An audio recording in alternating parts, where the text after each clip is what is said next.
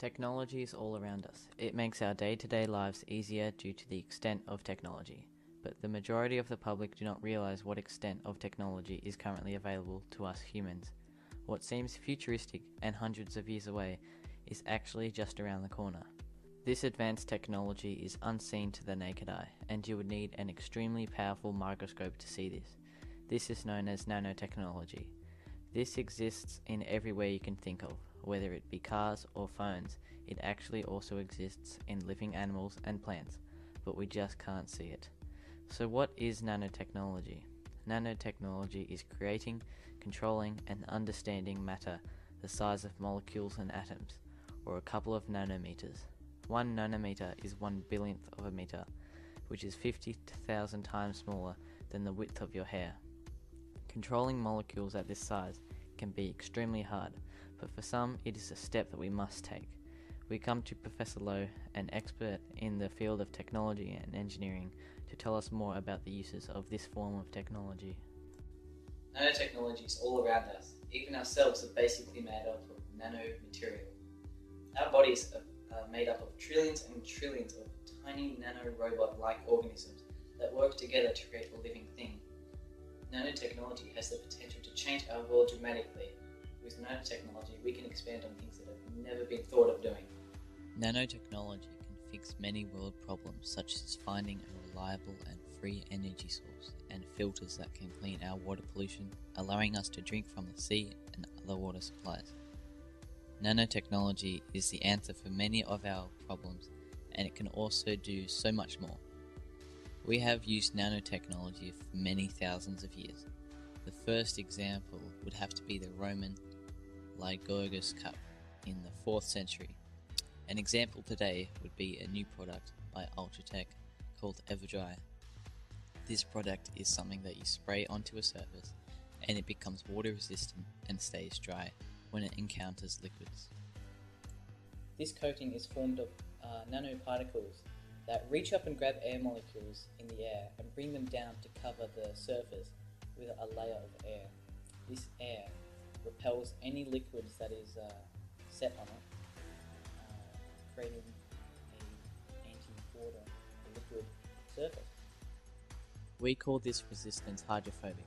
Hydrophobic is the term used to measure a drop of water on a surface. The rounder it is, the more hydrophobic it becomes. Anything above 150 degrees is considered super hydrophobic, and this coating is about 160 to 175 degrees. This coating can be used in many ways. It can be used to make materials antibacterial, because without water, bacteria cannot survive. It can also be used for self-cleaning, and it will help many workers in their different field of work.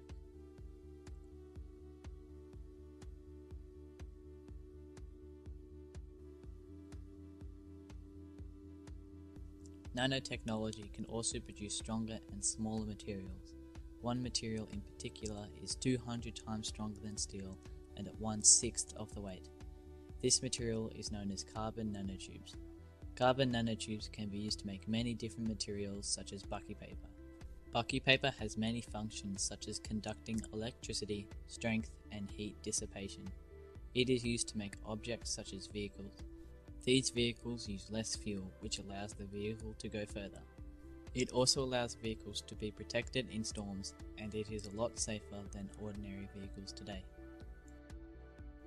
Nanotechnology is also used in the medical field.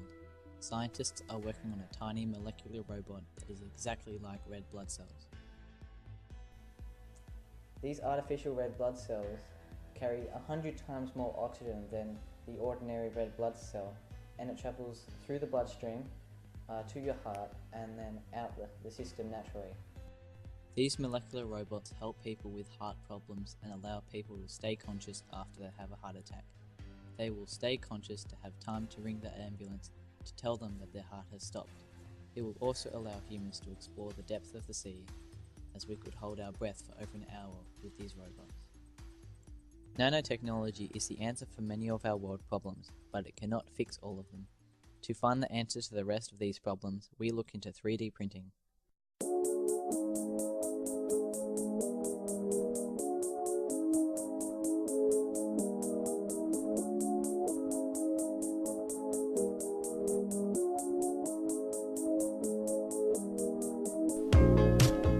3D printing is a new revolutionary piece of technology that manufactures a three-dimensional object from a digital file that you can either download from online or design yourself.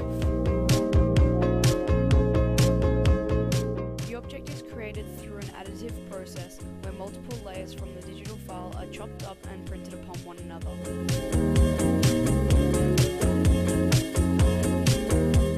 3D printing can be a scary piece of technology, as it will drastically change the market, the economy, and even the medical field, but it will mostly change the way that we the consumers think about products.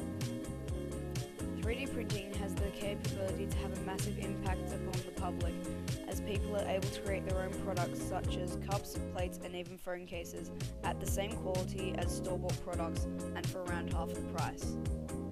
If the creator of the product feels that other people will benefit from it, then they're capable of selling it online and doing as they please at websites such as Shapeways. On these sites, people upload the blueprints of what they have created, and other people are able to download them and print them off themselves. This in-depth video will clearly describe how websites such as Shapeways will affect the economy. You can essentially bring a product to market with no risk. You don't have inventory anymore. You don't have to make sure that there's a market ready for your product. If you sell one, that's awesome. If you sell 10,000, then all of a sudden you have a passive income model, and that radically changes the economy.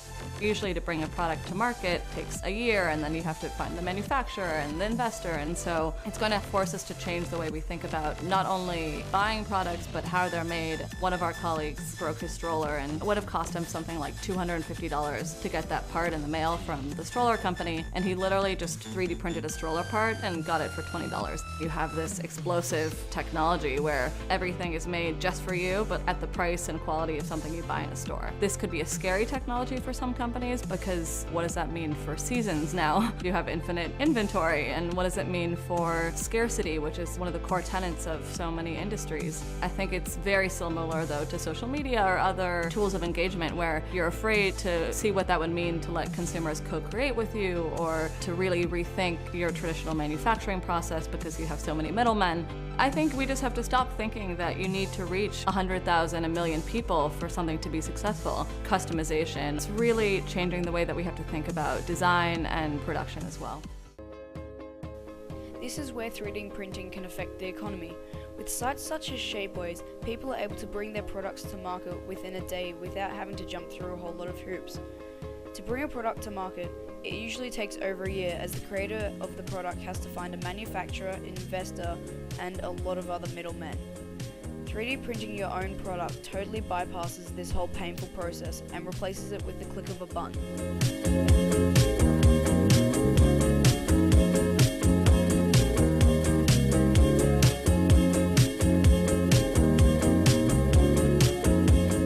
3D printers have the capabilities to reform the medical field just as much as it is currently reforming the market. Many breakthroughs have been made with 3D printers in the medical field, such as printing prosthetic limbs, natural body parts, and even organs such as kidneys. Printing off organs for patients may seem far-fetched, but it is actually only a few years off. This is known as bioprinting and is possible with the printer that can create 3D objects out of living cells. Bioprinting organs such as kidneys could not come at a better time, as 80% of approximately 113,000 Americans on the transplant list require a new kidney, and only 30,000 procedures are performed per year. This causes an annual of 4,000 deaths in the US alone.